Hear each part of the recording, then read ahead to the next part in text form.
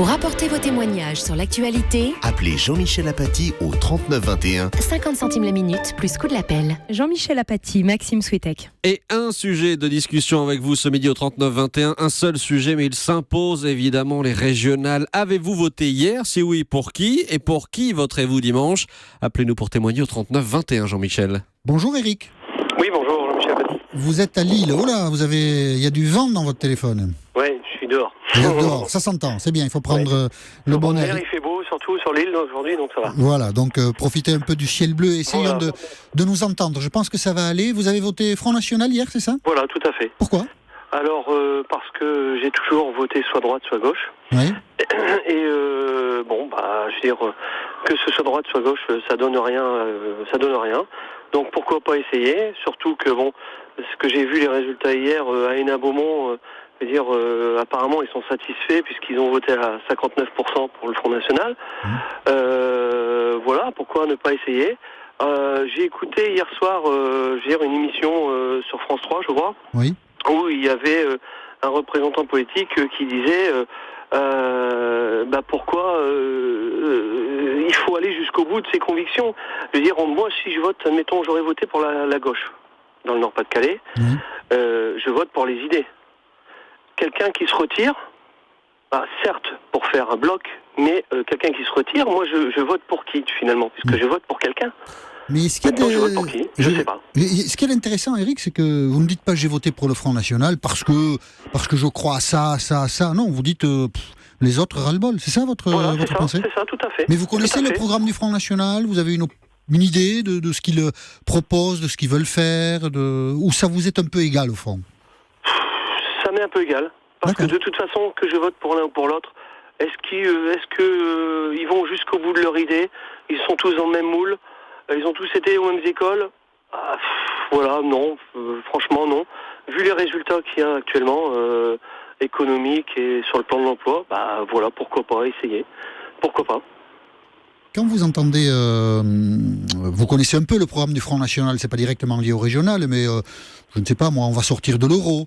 Ou bien il faut que des Français musulmans remplissent certaines conditions s'ils veulent rester français.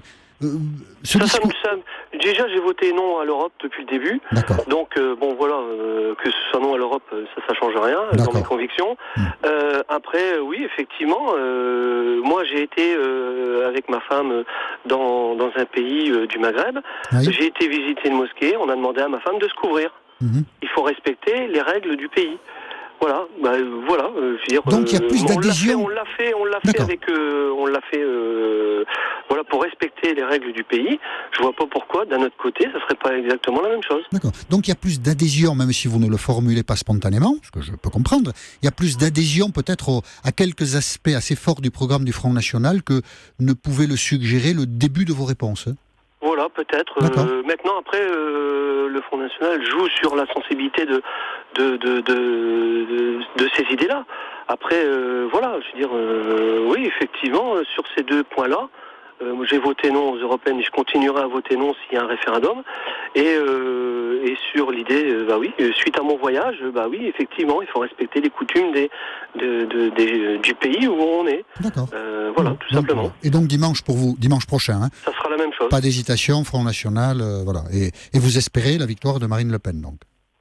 Espérer, je vote pour quelqu'un au premier et au deuxième tour. D'accord. Voilà, comme la gauche j'aurais voté la gauche au deuxième tour. D'accord. Et vous espérez la victoire de Marine Le Pen? On peut le dire ou pas? Je sais pas. Oui, parce qu'il faut changer un peu les choses. Dire pourquoi pas essayer? C'est un essai. C'est un essai. D'accord. Merci Eric. De rien. D'avoir témoigné sur l'antenne d'Europe 1. Je vous souhaite une bonne journée à Lille. Merci, bonne journée, au revoir. Bonne journée. Bonjour Serge. Oui, bonjour. Vous êtes à Aix-en-Provence, dans les Bouches-du-Rhône. Oui. Et donc vous avez voté républicain hier, c'est ça? Vous avez voté pour Christian Estrosi? J'ai voté républicain hier et je voterai Marion Maréchal Le Pen au deuxième tour. Ah, vous changez de vote entre les deux tours? Je change de vote, oui, ma décision est prise. De toute façon, je vote à droite. J'appartiens à la famille de droite comme il y a une famille de gauche. Ma famille, c'est la droite. Je vote, par exemple, à Aix-en-Provence, je vote régulièrement pour Madame Joissin, qui est une femme de droite et qui n'a pas honte d'être de droite, qui est très compatible avec le Front National. Et imaginons un instant que les Républicains gagnent avec les voix de gauche, Verts et Mélenchon compris. Immédiatement, la gauche, nous avons fait gagner Estrosi en se bouchant le nez, comme nous l'avons fait pour Chirac en 2002. L'honneur existe encore pour de nombreux Français. Pour moi, on se bat jusqu'au bout sous son drapeau. D'accord. Mais excusez-moi, Serge, j'entends ce que vous dites. Il y a juste une chose que je ne comprends pas, mais vous allez me l'expliquer très simplement. Vous votez pour un candidat au premier tour et ce candidat est au second tour et malgré tout, vous changez de vote. Qu'est-ce qui motive ce changement de vote ? Ah, mais pour moi, le fait que M. Estrosi accepte les voix de la gauche, pour moi, c'est incompatible. Je ne peux pas voter pour un candidat qui accepte des voix de gauche et d'extrême gauche. C'est impossible. Pour moi, la famille de droite, c'est l'UMP, enfin l'ancienne UMP et le Front National. Bon, il y a des personnes, dans chaque famille, il y a des personnes que vous préférez à d'autres. Mais c'est votre famille. Pour moi, c'est impossible que je vote pour le Front de gauche, Jean-Luc Mélenchon. Vous ne voulez pas associer votre vote à celui de gens de gauche qui vont voter Christian Estrosi. Voilà. Et quand j'ai vu la réaction de M. Estrosi le soir de l'élection, j'ai tout de suite compris que M. Estrosi jouait petit bras. Il attaquait vraiment de manière vraiment grossière Marion Maréchal. D'accord. Et je me suis dit, non, c'est la même chose qu'en 2007, j'ai voté Sarkozy. J'ai tellement été déçu de le voir ouvrir à gauche, alors que quelques ministres Front National auraient eu parfaitement leur place. D'accord. Et si M. Sarkozy l'avait fait, il aurait été encore là en 2012. Mais Serge, pour en terminer par là, vous auriez pu voter Marion Maréchal Le Pen dès le premier tour. Il n'y avait pas une impossibilité pour vous à choisir ce vote-là.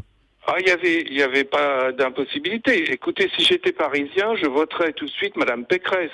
Je ne voterais pas Front National parce que le danger, c'est la gauche, c'est Barthelone. J'hésiterais pas, je voterais. Ma famille, c'est la droite. D'accord. Pour moi, il y a incompatibilité avec la gauche. D'accord. Pourquoi dit-on toujours que la famille de gauche rassemblée ? Pour moi, j'ai un but, c'est la famille de droite rassemblée. Je n'ai aucun ennemi à droite. Il peut y avoir des adversaires, mais c'est une même famille. Alors évidemment, je vous assure que parmi les électeurs, la frontière est beaucoup plus proche que parmi les dirigeants qui ne pensent qu'à leur fonds de commerce et des bonnes places. D'accord. Merci Serge d'avoir témoigné de votre vote, donc la droite au premier tour et Marion Maréchal Le Pen au second en région PACA. Et je vous souhaite une bonne journée, Serge, à Aix-en-Provence. Merci, au revoir. Dominique, vous êtes à Troyes ? Oui. Bonjour Dominique, vous êtes un militant socialiste donc dans l'Aube et avant que nous ne commencions notre dialogue, je voudrais que nous écoutions ensemble Jean-Pierre Masseret qui est le candidat des socialistes dans la région Alsace-Lorraine Champagne-Ardenne. On attendait la décision définitive de Jean-Pierre Masseret. Allait-il se maintenir ou non alors que la direction du Parti socialiste lui demande de se retirer? On écoute Jean-Pierre Masseret à l'issue de la réunion qu'il a eue ce matin avec ses colistiers. Il le décide finalement. Il se maintient pour le second tour. Jean-Pierre Masseret. C'est dans ce respect que nous portons à celles et ceux qui nous ont fait confiance que nous nous maintenons. Et nous pensons que c'est la meilleure façon de nous opposer au Front National. Nous pensons que c'est en siégeant dans l'Assemblée territoriale que nous pourrons le mieux faire reculer le Front National, en occupant la place dans l'opposition, parce que nous assumons en effet ce rôle. Nous ne serons pas majoritaires, mais dans l'opposition, on a le devoir de continuer le travail qui nous a réunis. On a le devoir de porter le programme que nous avons proposé. Nous avons le devoir de dire à nos concitoyens que nous serons là, présents, à leur côté, et que nous ne lâcherons rien. Voilà, on vient de l'entendre, William Galibert. Jean-Pierre Masseret ne respecte pas les consignes de la direction de son parti. Ouais, le bras de fer est définitivement engagé avec la direction du PS et Jean-Pierre Masseret. Il persiste, il ne suivra pas les consignes. Il y a une conséquence directe, c'est que Jean-Pierre Masseret va perdre l'étiquette socialiste au second tour. Concrètement, il n'y aura plus le logo PS sur sa liste. Et puis, au-delà de ça, bien sûr, la grande question, c'est de savoir maintenant quel sera le comportement des électeurs socialistes au second tour. Vont-ils suivre les consignes de la rue de Solferino ou resteront-ils attachés à leur candidat? En tout cas, il y a maintenant une réelle possibilité pour que le Front National, Florian Philippot, ne s'impose dans cette région Alsace-Lorraine. Voilà, puisqu'il est arrivé en tête, effectivement, dimanche dernier. Merci William Galibert du service politique d'Europe 1. Vous êtes toujours avec nous, Dominique? Oui, bien sûr. Alors vous êtes militant socialiste dans l'Aube, et vous nous l'avez dit avant ce passage à l'antenne, vous souhaitiez que Jean-Pierre Masseret demeure candidat, donc j'imagine qu'à l'instant là, vous êtes satisfait de la décision de votre candidat. Bien sûr, oui, je suis satisfait. Mais en même temps, faut aussi voir les tenants et les aboutissants. Ouais. Je me permets d'être un peu plus calme et un peu plus... on va partir un peu plus loin. Le FN, aujourd'hui, est un parti autorisé. Il n'y a pas de problème, il n'est pas interdit. Donc, les électeurs votent pour lui. Après, le problème, c'est qu'à chaque fois, on dit « Ah, Front républicain contre le FN ». C'est très bien, dans l'idée. Sauf que, dans l'idée, c'est, on va dire, une maladie quelconque, et donc on met un placebo, on met un médicament, sauf qu'on ne cherche pas d'où vient la maladie. Les causes. Les causes. D'accord. Voilà. Mais je ne comprends pas bien, j'entends ce que vous dites, Dominique, mais ce que je ne comprends pas bien, c'est peut-être une analyse que vous ne partagez pas, la direction de votre parti. Vous êtes militant socialiste, hein? La direction de votre parti dit, si Jean-Pierre Masseret se maintient, il y a un risque, c'est la direction du Parti socialiste qui parle, pour que Florian Philippot devienne président de la région. Et donc c'est pour empêcher cela, selon ce raisonnement-là, que le retrait de Jean-Pierre Masseret était demandé. Oui, on va être clair. Oui. Vu les scores que Jean-Pierre a fait, je veux dire, et Philippot, ils sont largement devant nous. Donc même avec un Front républicain, je ne suis pas sûr que M. Richet passerait devant. D'accord. Le Front républicain, depuis plusieurs élections, ne marche pas. Ça veut dire que oui, on ne va pas voter. On empêche le Front National d'être au pouvoir. Oui, pourquoi pas. J'entends ce que vous dites. Augmente. Mais est-ce qu'on pourrait dire à l'inverse qu'on est sûr que Florian Philippot sera élu si Jean-Pierre Masseret se maintient? Mais bien sûr que non, c'est une élection. Donc moi, ce que je veux dire, c'est que aujourd'hui, les gens de gauche ont plusieurs possibilités. On a la possibilité d'avoir au moins, au minimum, une opposition de gauche. C'est-à-dire qu'on aura quand même des gens qui seront au contact des dossiers. On pourra avoir un petit peu d'informations. C'est-à-dire, qu'est-ce que fera la région? Parce que si la région passe au Front National, s'il n'y a personne de gauche à la région, on ne saura rien de ce qui se fait. D'accord. Donc il vaut mieux siéger en opposition dans le conseil régional plutôt que de n'avoir aucun élu pendant les 6 années que dureront le mandat. Eh bien oui, c'est un combat. C'est un combat pendant 6 ans. C'est un combat où on va être présent pour montrer que la position du FN sur l'éducation, sur la culture ou autre va être difficile. Mais au moins, on sera là pour dire aux gens, regardez ce qu'ils font. D'accord, très bien. Écoutez, c'est très clair. Donc, Dominique à Troyes, vous êtes un militant socialiste et vous êtes satisfait d'apprendre que votre candidat, Jean-Pierre Masseret, se maintiendra au second tour. Merci, Dominique, d'avoir témoigné sur l'antenne d'Europe 1. Bonjour, Yves. Oui, bonjour, monsieur Lapati, merci de prendre l'appel. Vous êtes à l'Aravoire en Savoie, c'est avec plaisir que nous vous accueillons sur l'antenne d'Europe 1. Vous avez voté hier Front National et c'est la première fois, c'est ça? Voilà, j'ai 54 ans et pour la première fois, j'ai voté pour le Front National, sachant que je suis fidèle à tous les scrutins, depuis le départ, depuis 18 ans. Je suis fidèle à tous les scrutins électoraux. Ah d'accord, vous votez tout le temps. Et vous avez hésité des scrutins précédents à voter pour le Front National et vous êtes lancé cette fois-ci ou pas? Non, aucunement. Je dirais, je fais un pari sur l'intelligence de nos hommes politiques à gauche comme à droite. À savoir que, j'espère que ce scrutin va leur faire prendre conscience que tant que nous n'arriverons pas à avoir un grand parti comme en Allemagne qui regroupe des gens de bonne conscience de gauche jusqu'à droite, nous n'arriverons pas à réformer notre pays. D'accord. Mais vous pensez que le Front National peut être un parti qui peut résoudre les problèmes auxquels nous sommes confrontés? Aucunement. Ah bon? Vous votez pour lui et vous pensez qu'il n'a pas les solutions? Je vote pour lui, sachant que les élections des régionales n'ont pas une très très grosse importance au niveau de la direction de notre pays. Oui. C'est sur des budgets quand même relativement limités. Donc je me dis, c'est l'occasion arrivée pour faire prendre conscience à nos politiques du Parti Socialiste ou des Républicains, du fait que nous avons essayé de Sarkozy, nous avons essayé Hollande, et malheureusement, des belles promesses pour réformer le pays, diminuer les déficits fiscaux, améliorer le code du travail, des choses comme ceci. Malheureusement, rien ne bouge et notre pays s'enlise régulièrement, chaque année passant. Nous allons bientôt nous retrouver comme la Grèce, à mon avis. Mais bon. Mais vous pourriez voter pour Marine Le Pen au premier tour de l'élection présidentielle en 2017 ? Je ne pense pas, non. Ah, vous ne pensez pas ? D'accord. Non. C'est vraiment un avertissement ou un coup de colère ? J'ai écouté sur votre antenne au Club de la Presse il y a quelque temps Jacques Attali qui disait que Jacques Attali, Jacques Attali, oui, qu'il avait bon espoir qu'un homme providentiel se présenterait pour les prochaines élections présidentielles. Donc j'ose espérer qu'il a vu juste et que justement ce scrutin va faire prendre conscience aux instances dirigeantes des socialistes et des républicains qu'il faut changer certaines têtes et faire apparaître de nouveaux candidats, de nouvelles têtes qui puissent, tant à gauche qu'à droite, se rejoindre, style M. Macron qui peut éventuellement se rapprocher d'Alain Juppé ou M. Wauquiez. D'accord. Donc, socialiste, voilà. On va dire, Yves, et je vous remercie d'avoir accepté de le dire sur Europe 1, que votre vote était un vote, un coup de semonce, un vote d'avertissement, enfin, quelque chose pour que la vie politique change. Merci Yves d'avoir apporté votre témoignage.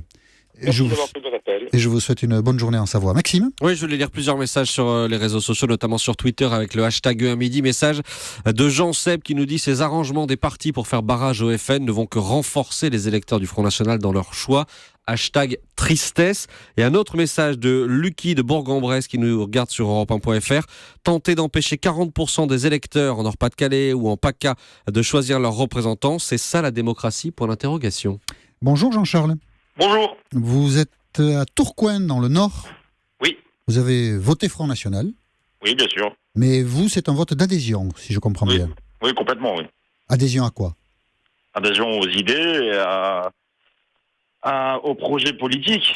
C'est-à-dire que à chaque fois, comme réponse à la montée du Front National, la seule réponse de la gauche ou de la droite, c'est un parti raciste, c'est un parti dangereux, c'est la fin de la France. Il faudrait qu'ils nous expliquent plus. Pour vous, c'est pas un parti dangereux, le Front National ? Non, vous ne le ressentez pas comme ça ? Non, c'est un parti qui a des idées, certes, très franches, mais qui va au bout de ses idées. Surtout que là, actuellement... C'est des bonnes idées ou c'est pas des bonnes idées ? Vous adhérez à ces idées ou vous adhérez pas à ces idées ? Pas forcément à toutes, comme dans tous les programmes politiques, mais à la plupart. L'euro, par exemple, c'est bien ? Sortir de l'euro ? L'euro, c'était censé être une puissance économique. Ouais. Et on voit bien que c'est un échec total. Qu'est-ce qui vous chiffonne, en revanche ? Pardon ? Qu'est-ce qui vous chiffonne dans les idées du Front National ? Parce que vous dites certaines oui, certaines non. Alors, je sais pas, j'essaie de comprendre. Ce qui me chiffonnerait... quitter l'euro, la monnaie, oui, mais dire non à l'Europe complètement, c'est peut-être pas une bonne idée non plus. Bon, d'accord. Bon. Et vous allez voter Front National dimanche prochain ? Oui. Et vous espérez que Marine Le Pen deviendra présidente de la région Nord-Pas-de-Calais-Picardie ? Oui, complètement. D'accord. Et je suis déçu de voir la réaction du parti gauche ou parti droite qui essaie encore une fois d'opprimer les Français qui ont voté pour les FN en disant soit c'est un vote colère, soit on comprend rien, soit on n'a pas été éduqué. C'est la première fois que vous votiez Front National, Jean-Charles ? Non. En 2002, c'était déjà le cas. 2002 et 2007 pour 2007 également. Ouais. Et 2012 aussi ? Oui. Oh, voilà. Donc vous êtes un compagnon de route du Front National ? Oui, voilà, tout à fait. Voilà, très bien. Bon, voilà. Merci Jean-Charles. Merci. Passez une bonne journée à Tourcoing. Voilà, notre dialogue se termine là sur ce sujet. Nous reprenons demain, 13h10. Si vous composez le 39 21, nous serons très heureux de vous accueillir sur l'antenne d'Europe 1.